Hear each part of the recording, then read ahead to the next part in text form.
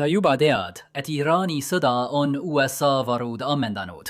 Sa tead ka juba, et see mõjutab kohe Ukraina võimet hankida relvi USA tarnijatelt. Sa oled juba kuulnud ka Taiwani muredest selle üle, kas neid suudetakse mandri sissetungi korral piisavalt kaitsta. Ja sa oled võib-olla kuulnud ka seda, et kuna Hiina Rahvavabariigil napib dessantlaevu, siis vähemalt viimane neist muredest on tõenäoliselt veel paar aastat reaalsuseks saamisest eemal. Kuid tähelepanust on kõrvale jäänud see, mida ma nimetan 3. maailmasõja põhiliseks usaldusväärsuse probleemiks. Ja see on probleem, mille Iraani sõda on paljastanud. See on probleem, mis süvendab neid raskusi, millega Ukraina silmitsi seisab. Ja see on probleem, millel ei ole lihtsat lahendust. Nii et liituge minuga täna, kui vaatame, kuidas maailm, kus me praegu elame, võiks kuidagi veelgi halvemaks muutuda. Kui arutame erinevust kergeski lahendatava usaldusväärsuse probleemi ja usaldusväärsuse probleemi vahel. Järgneb mikrokiibi minimäng, milleks 3. maailmasõda võib areneda, kuidas Ameerika Ühendriigid võiksid oma usaldusväärsuse probleemi lahendada ning mõned täiendavad varuplaanid juhuks, kui kõik muu ebaõnnestub. Arvestades seda raamistikku, millest olen seni rääkinud, olete ilmselt juba aru saanud, et ma viitan sellele, mis juhtub pärast seda, kui PLA laevad Hiina Rahvavabariigist lahkuvad ja suunduvad otse Taiwani poole. Veelgi enam, arvestades, et Donald Trump on praeguse olukorra aluseks, võite arvata, et põhiline usaldusväärsuse probleem seisneb tema pühendumises saare kaitsmisele sellistes tingimustes. Võib-olla teeb teile muret USA varude nukker seis. Võib-olla teeb teile muret Donald Trumpi kapriisne loomus. Võib-olla on see Donald Trumpi soovimatus üldiselt vägesid kohale saata. Võib-olla on see Donald Trumpi kiindumus maitsvatesse Mehhiko käes söödavatesse hõrgutistesse. See on usaldusväärsuse probleem, aga ma ei arva, et see on põhiline usaldusväärsuse probleem. Tõepoolest, nendele Donald Trumpiga seotud probleemidele on mitmeid vastuväiteid, mis võivad osaliselt mõningaid muresid leevendada. Esiteks on Hiina Pentagoni kulisside taga peamine fookus, isegi kui teised teemad pälvivad rohkem tähelepanu. Oluline küsimus on, kui palju Donald Trumpi Iraani puhul ilmnenud hoiak kandub üle Indo-Vaikse ookeani piirkonda. Ja on ka praktilisem aspekt. Iraanis tagasihoidlikum tegutsemine võis olla mõeldud selleks, et hoida midagi varuks strateegiliselt olulisema piirkonna, nimelt Hiina jaoks. Kas peaksime selle pärast muretsema? Jah, aga need kestavad vaid mõned aastad veel ja siis tuleb keegi teine asemele. Kõik need probleemid, mis on seotud Trumpiga isiklikult, ei ole enam asjakohased. Ja kui veab, hakkavad USA laovarud ka veidi paremad välja nägema. Tegelikult on usaldusväärsuse probleem, mida ma täna silmas pean, nii põhimõtteline, et see kandub edasi igale presidendikandidaadile, kes võib Trumpile järgneda. Probleemi tuum seisneb ühes lihtsas strateegilises punktis. Ameerika Ühendriigid saavad usutavalt ähvardada Taiwani pärast sekkuda ainult siis, kui sõjas osalemine on parem kui kõrvalejäämine. Ma tean, et see on tautoloogiline, aga tasub mõelda selle tagajärgede üle. Miks on Taiwanist saanud strateegiliselt mõtlevate riikliku julgeoleku spetsialistide jaoks nii suur kinnisidee? Lõppude lõpuks on see laiemas plaanis mikroskoopiline saar. Mikro ongi vastus, ehk mikrokiibid. Ma jätan teile rääkimata ülejäänud loo sellest, kuidas maailma majandus kukub kokku, kui Taiwan lõpetab pooljuhtide tootmise ja globaalsed tarneahelad jäävad seisma. Ja sellest saadki põhilise narratiivi sellest, kuidas sõda teoorias peaks kulgema. Hiina Rahvavabariik alustab sissetungi. Ameerika Ühendriigid satuvad paanikasse ja hakkavad Indo-Vaikse ookeani piirkonda saatma kõiki võimalikke ressursse, mida neil on. Loodetavasti rohkem kui see, mis Iraani sõjavahetus järel laos on. Kui veab, ei õnnestu Hiina Rahvavabastusarmee vägedel maabuda ja ülemaailmne majandussüsteem jääb puutumata. Aga kujutame ette, et sõda kestab natuke kauem. Või siis, teise võimalusena, tabab kogu see asi Ühendriike ootamatult. Võib-olla tundus lihtsalt, et Hiina Rahvavabariik korraldas 67. korda õppusi, aga seekord ületasid nad piiri. Mis nüüd saab? Keskne küsimus siin on see, et mis teeb sekkumise Ameerika Ühendriikide jaoks paremaks kui alternatiiv, sõltub suuresti majanduslikust olukorrast. Kui tarneahelad on endiselt terved, kuid muus osas ollakse ootel, kuni eksportide taaskäivitamine muutub ohutuks, siis on saare kaitsmise jätkamises väga palju väärtust. Teisest küljest, kui saar muutub kiiresti hunnikuks kraatriteks, siis on Ameerika Ühendriikidel sel hetkel oluliselt vähem, mida kaitsta. Külm ja kalkuleeriv president võib seetõttu otsustada, et sõda on sisuliselt läbi ja keelduda sekkumast. Nii muutubki Taiwani invaasioon kummaliseks minimänguks saare pooljuhtide tootmise ümber, kus mõlemal poolel on mõnikord huvi tehnoloogiat päästa, kuid teistel kordadel on huvi see hävitada. Taiwani dilemma on veidi lihtsam. See tahab kaitsta oma pooljuhttööstust, sest just selle tõttu on saar jõukas. Sa ei tapa lihtsalt hane, kes muneb kuldmune. Tõsiasi, et see tööstus hoiab ka Ameerika Ühendriigid saare kaitsmisse kaasatuna, on nagu kirss tordil. Taiwan püüab seetõttu tööstust nii palju kui võimalik kaitsta seni, kuni sellel missioonil on hea võimalus õnnestuda. Siiski ei ole Taiwani pooljuhtide kaitse absoluutne. Kui sõida läheb halvasti, viib Taiwan kogu oma oskustööjõu õhutranspordiga ära, võib-olla asustatakse nad ümber Arizonasse. Taiwan hakkab samuti saboteerima kõiki oma tegevusi saarel. Ja seda on üsna lihtne teha. Väärtuslikud masinad on äärmiselt tundlikud. Kõik mida vaja on igas tootmisruumis üks inimene pesapallikurikaga ja tunni aja jooksul on kõik väärtusetu. Olen kindel, et kellel iganes tuleb saboteerimisoperatsioone läbi viia, on selle olukorra suhtes vastakad tunded. Ühelt poolt hävitab see nii palju inimeste loodud väärtust. Teiselt poolt olen kindel, et Hiina Rahvavabariigile kättemaksmine tundub hea. Keegi saarel ei taha, et mandri osa nende masinate pealt kasu saaks. Pealegi on Taiwan mägine ja sobib hästi sissisõjaks. Eesmärk on muuta Hiina Rahvavabariigi kohalolek võimalikult valusaks. Pooljuhtide tootmise eemaldamine on sellest suur osa. Kui vaadata Hiina Rahvavabariigi ajendeid, hakkavad asjad veidraks minema. Mandri Hiina sooviks hoida kõik masinad tervena, sest raha on hea. Aga Hiina Rahvavabariik tahab ka Taiwani enda kontrolli alla saada ja täielikult lõpetada kodusõja, mis algas 99 aastat tagasi. Ameerika Ühendriigid seisavad sellel teel ees. Seetõttu võib keegi Pekingis jõuda järeldusele, et mõistlik oleks kohe alguses hävitada kõik Taiwani kiibitehased. Võib-olla hoiab see Ameerika Ühendriigid sõjas veemal, suurendades sellega oluliselt eduka sissetungi tõenäosust. Hea võimalus väiksema väärtuse juures võib olla parem kui halb võimalus suure väärtuse juures. Olgu, arvestades seda stimulistruktuuri, kuidas Ameerika Ühendriigid lahendavad usaldusväärsuse probleemi. Kõige lihtsam lahendus on lihtsalt tunnistada, et siin pole võimalik võita. Kui suitõda algab, lepi tõsiasjaga, et pooljuhtide tööstus on lootusetu ja liigu oma eluga edasi. Ma mainisin varem Arizonat. See polnud juhuslik koht. TSMC teatas plaanist rajada Arizonasse tehas Trumpi esimese administratsiooni ajal.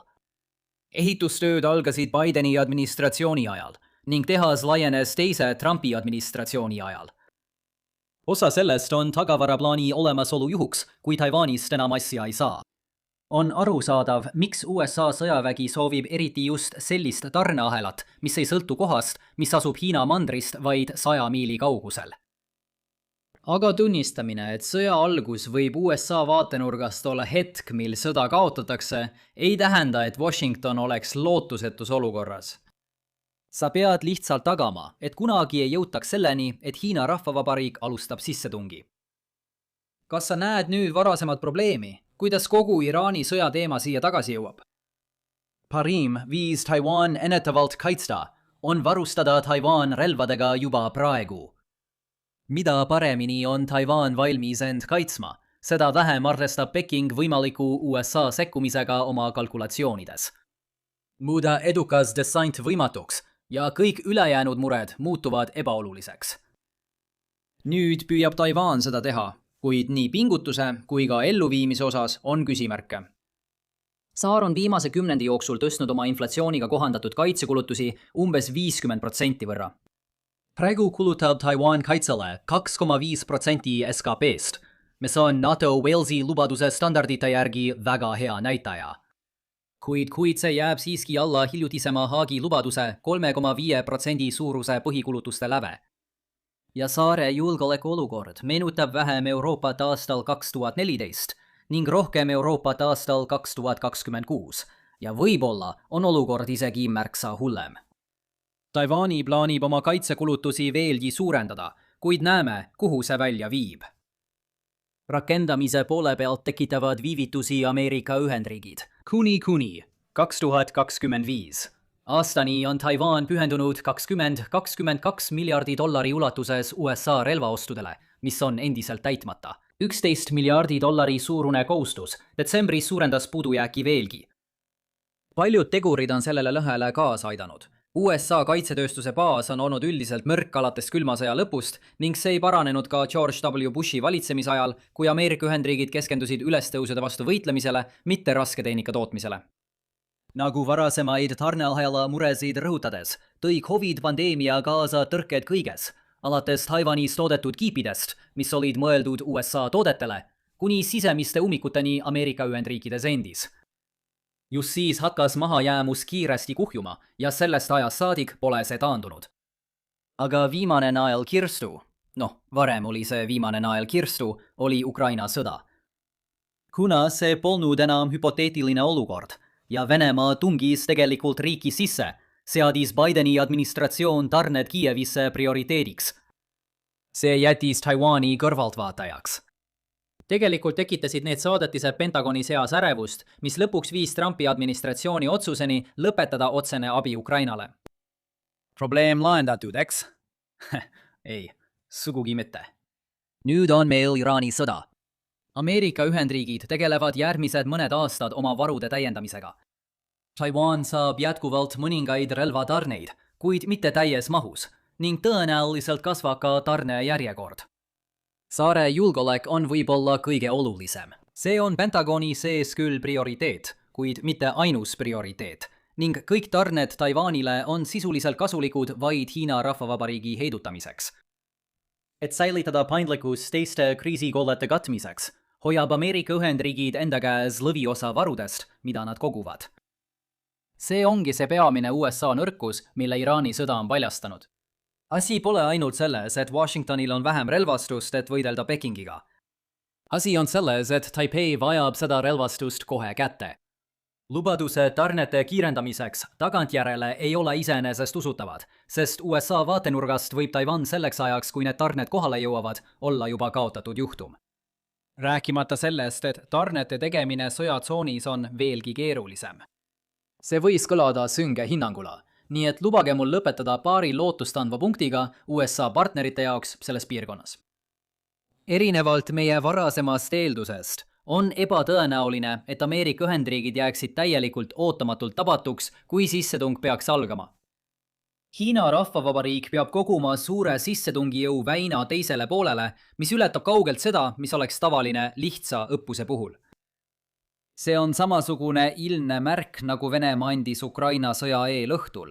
Tol korral olid väed rivistatud näiteks Valgevenesse ja mujalegi. Aga iga USA vastus oleks sel juhul sõna otseses mõttes kiirustades tehtud ning sel hetkel oleks Pekingit raske heidutada. Lõppude lõpuks teab Hiina Rahvavabariik, et Ameerika Ühendriigid võiksid sellisel viisil reageerida.